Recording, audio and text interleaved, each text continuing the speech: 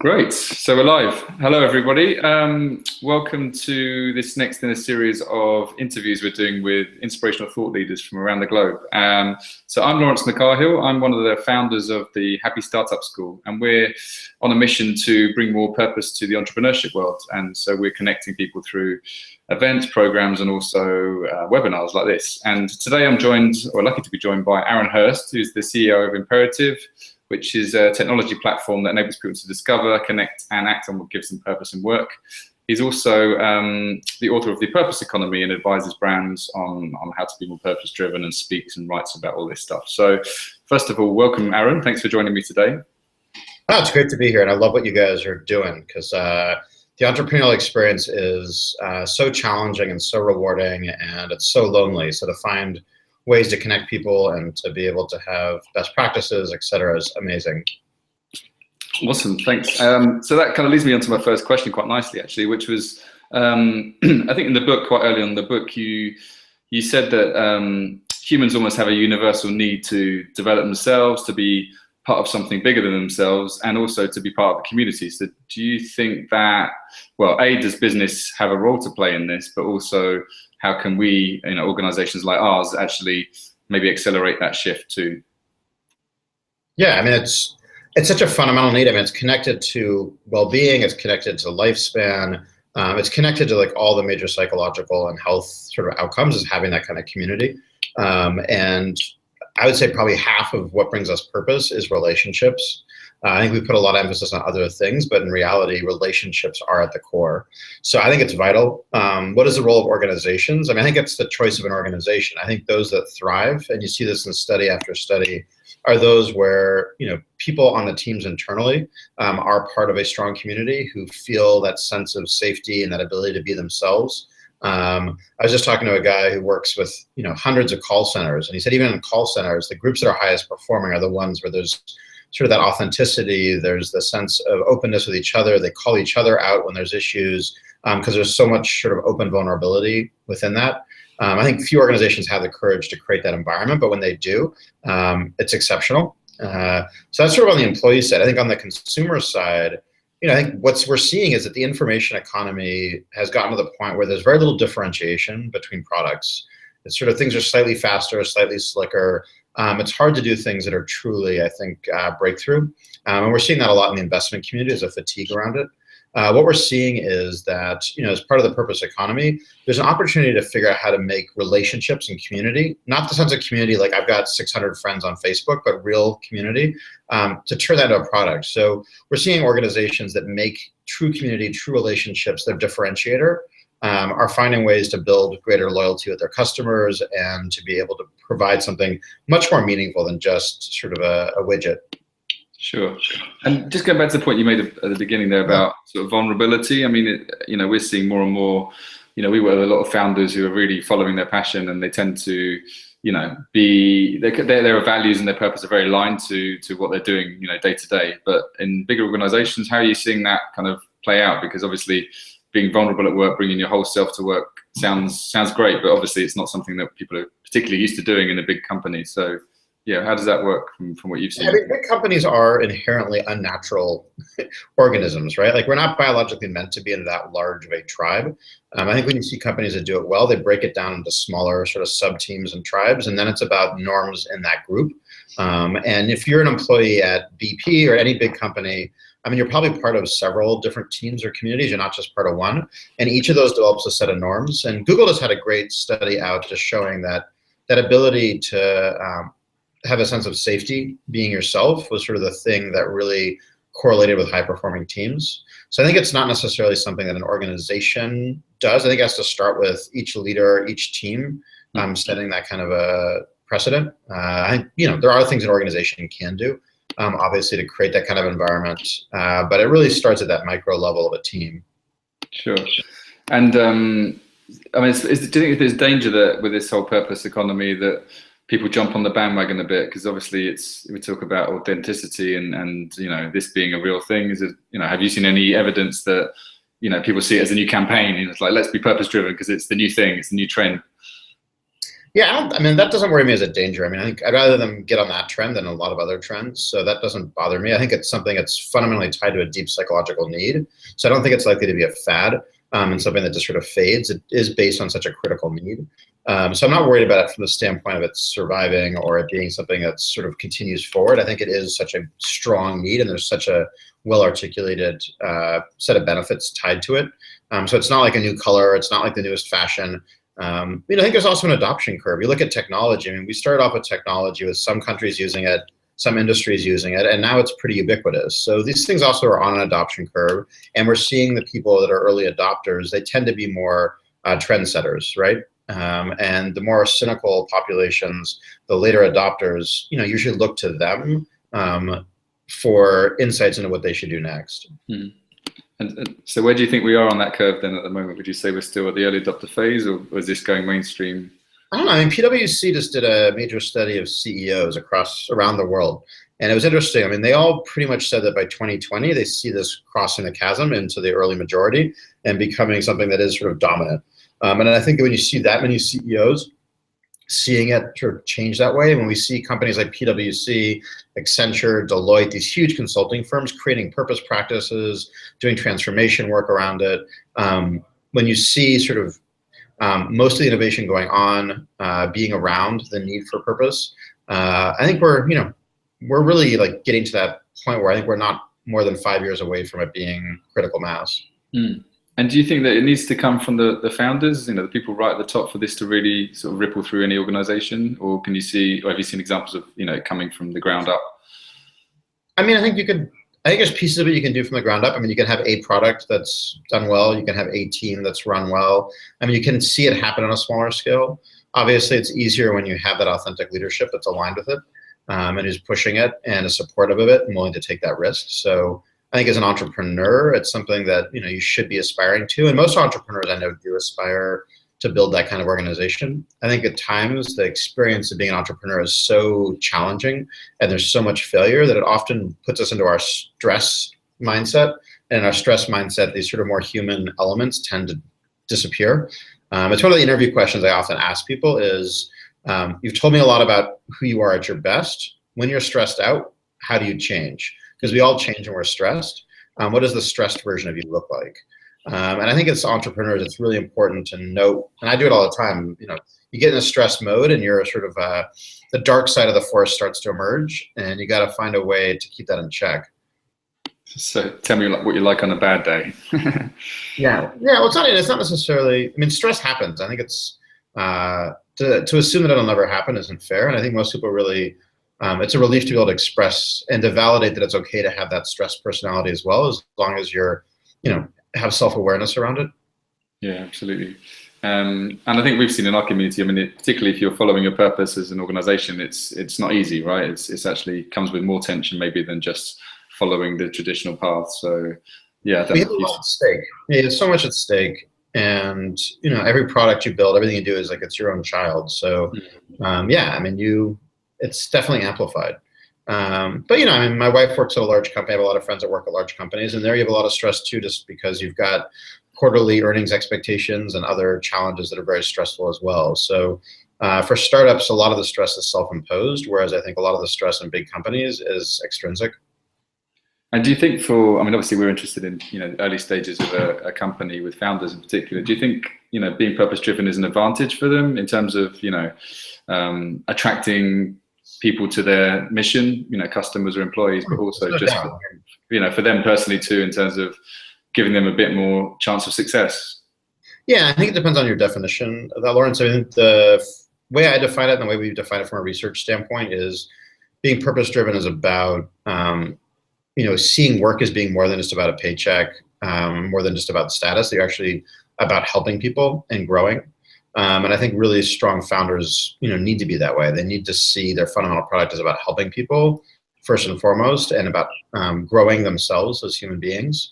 And if they don't approach being an entrepreneur with those two goals, I think they could have a successful financial exit quickly. It's possible, a good idea, but to build an enduring sort of strong culture, to build an enduring product, and build an enduring customer base, it sure helps when you actually care about serving your customers and you care about growing in the experience. Because I don't know many entrepreneurs that have figured it all out. If you're not constantly growing and learning as an entrepreneur, you're in trouble. Yeah, exactly. It's that growth mindset. And do you think sort of growing fast, that kind of build it, flip it mentality in Silicon Valley in particular is it healthy, but also does it sort of contradict this approach? Can they work together? Can you grow fast and stay true to your purpose? Yeah, there's always examples of yes. I think I worked in Silicon Valley in the 90s when it was not about money. It was more about sort of upsetting the status quo and finding new sort of more populist models for how to get information out there, for how to empower the consumer. I think Silicon Valley has become a very money and status driven culture, which I don't think it was 10, 15 years ago.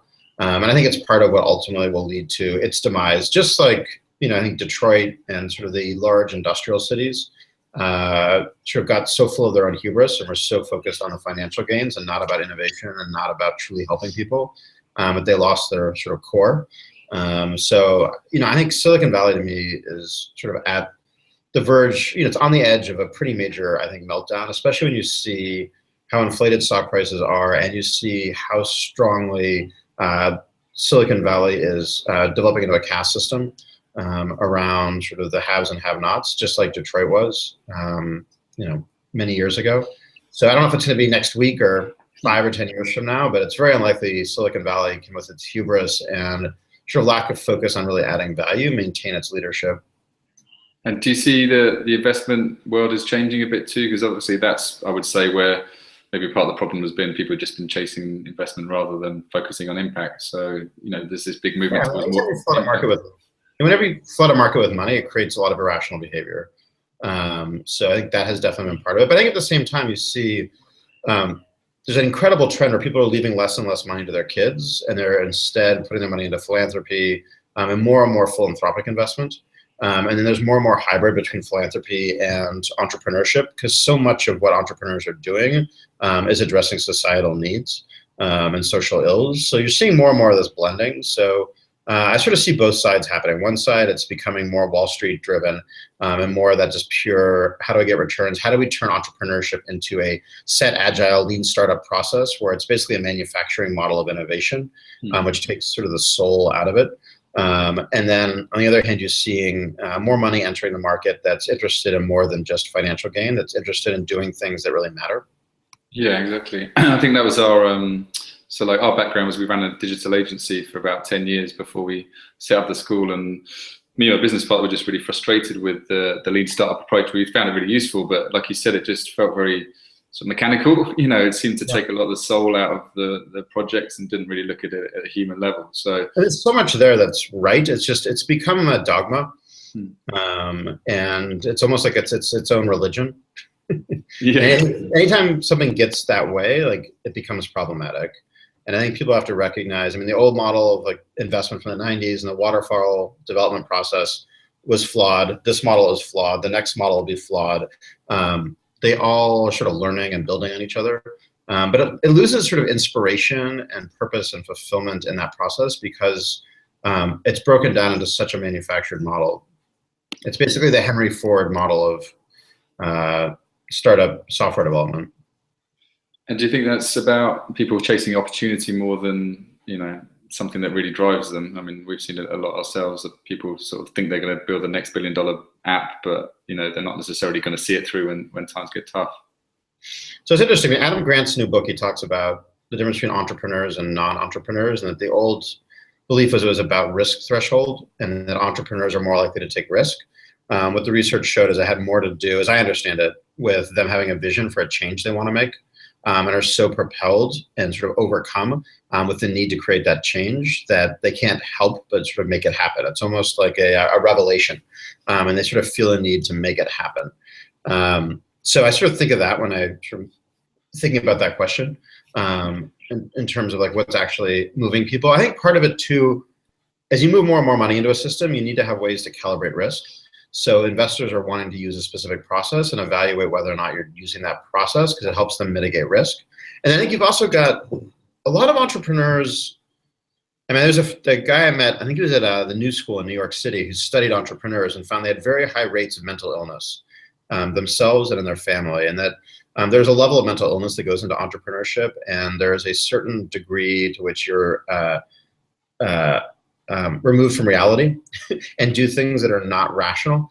And I think what we've done is we've taken entrepreneurship and we've tried to find a way for anyone to do it, because everybody went and saw, movies about startups. We've glorified, the founders of Google and the founders of Facebook, et cetera. And everyone's wanting to try to play that role, even though they're not really wired to be crazy that way. And I think as a result, they had to create a process to try to replicate a process that wasn't truly entrepreneurship anymore. Yeah. And are you finding that, do you think people can learn these skills? Whether it's entrepreneurship or even being more purpose-driven, showing more empathy, do you think that's something that's either hardwired or it can be acquired? I think it's like anything. It's like athletics. I think people can build those skills even if they're not that good, if they work hard enough at it. But they're going to be very different than the person who's naturally wired that way. Yeah. So I think that's the difference. Kind of like Carol Dweck's research around mindset as well. Yep. Yeah, I think it's a lot of these pieces. I think it's you can do a lot to practice it. You can do a lot to grow. But there are certain people that are wired, I think, to think in terms of an entrepreneurial mindset. An entrepreneurial mindset to me is to have visions and to be basically irrationally possessed to achieve that vision.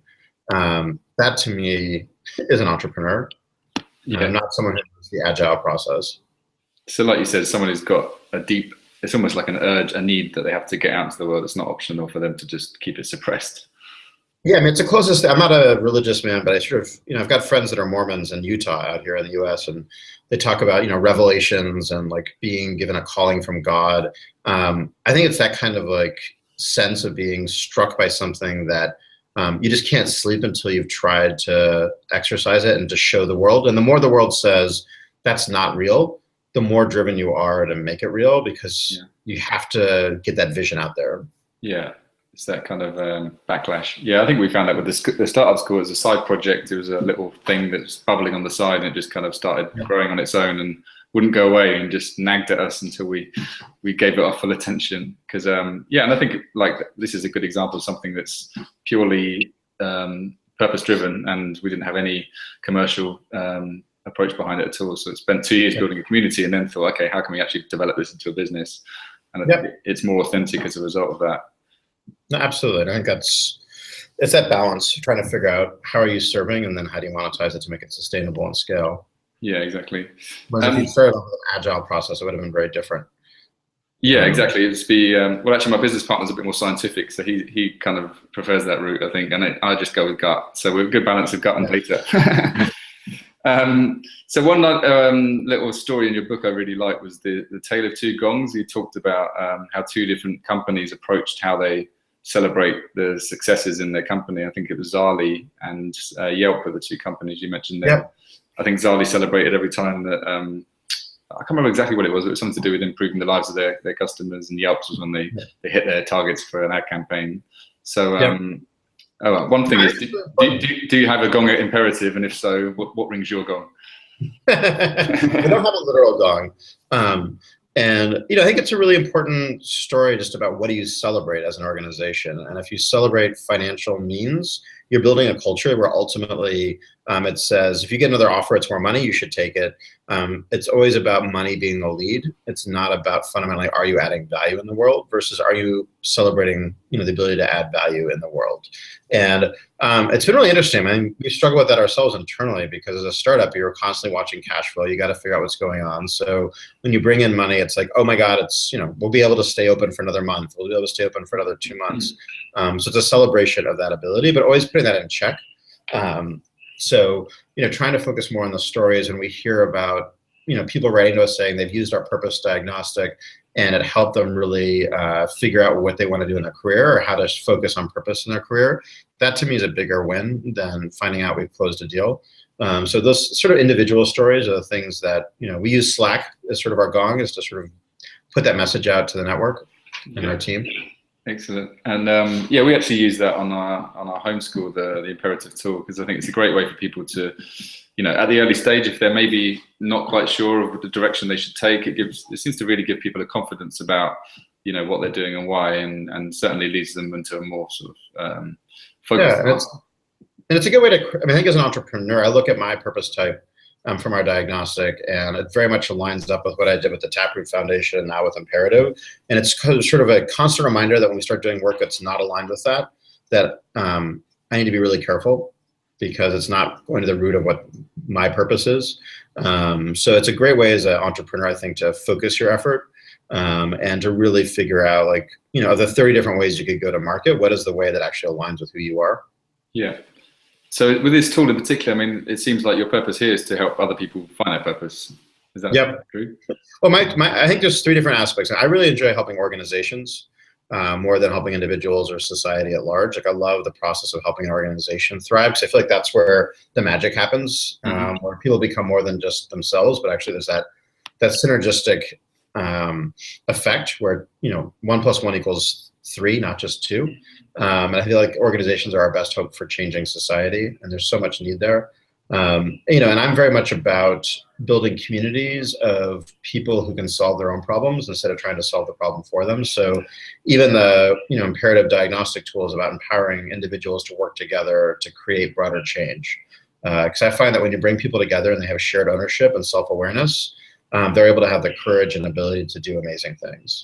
Yeah. And how do you find that sort of match of individual purpose and organizational purpose? I mean, is that sometimes a battle for people to, obviously if you're a founder or you're leading the team, then you're quite clear about what you're doing, but to bring everyone with you, any advice for people on that?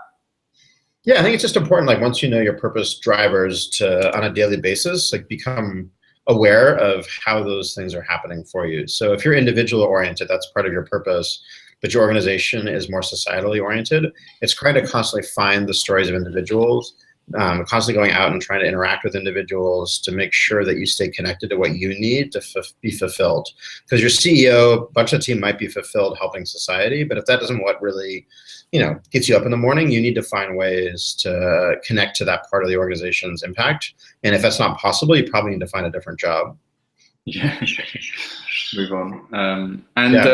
Conscious of time, so we've got a couple of minutes left. One of the lines I loved in your book, which was when you talked about your need to still sort of keep your feet on the ground and stay writing. I think you said even conductors still need to play, which I love, because my background is design, and I found for a while when I wasn't designing, I was just trying to lead it. I just lost something, lost my left leg almost. And do you think that's important that anyone should do that, or do you think that's just for people like yourself who maybe more creative or feel the need to make stuff?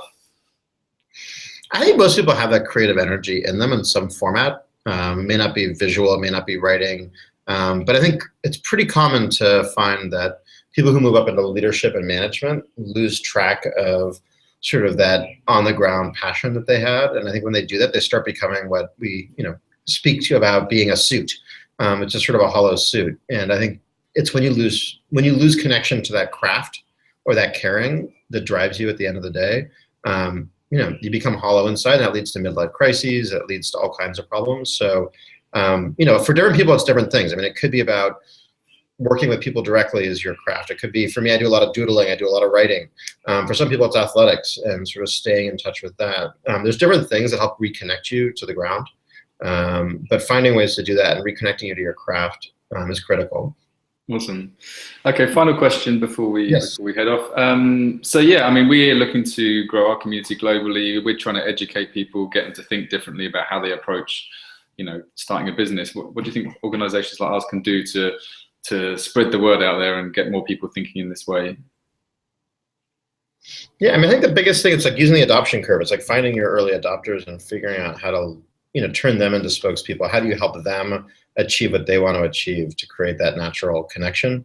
I'm also finding there's so many different amazing programs out there, and trying to figure out how to use those as channel partners to be able to reach out and meet new people and provide value. Because there are so many entrepreneurs in every city, so many people struggling to find that tribe or community. And there's, some existing channels to get to them. So I think really trying to figure out who those partners are. WeWork is a great example of an organization. We actually use office space for WeWork here in Seattle, Washington, as well as in New York. And it's been incredibly helpful as a network, but they don't provide that kind of content. So, the ability to partner at that layer, I think, is really important. Yeah, and then I think it's measuring. I think it's also just really measuring for your members whether or not you're providing them with purpose, which is a measure of, are you helping them improve relationships? Are you helping them increase their impact? And are you helping them grow? And trying to understand, if you're doing those three things, you're going to be doing well. And if you're not doing those three things, they'll jump to something else as soon as it comes along.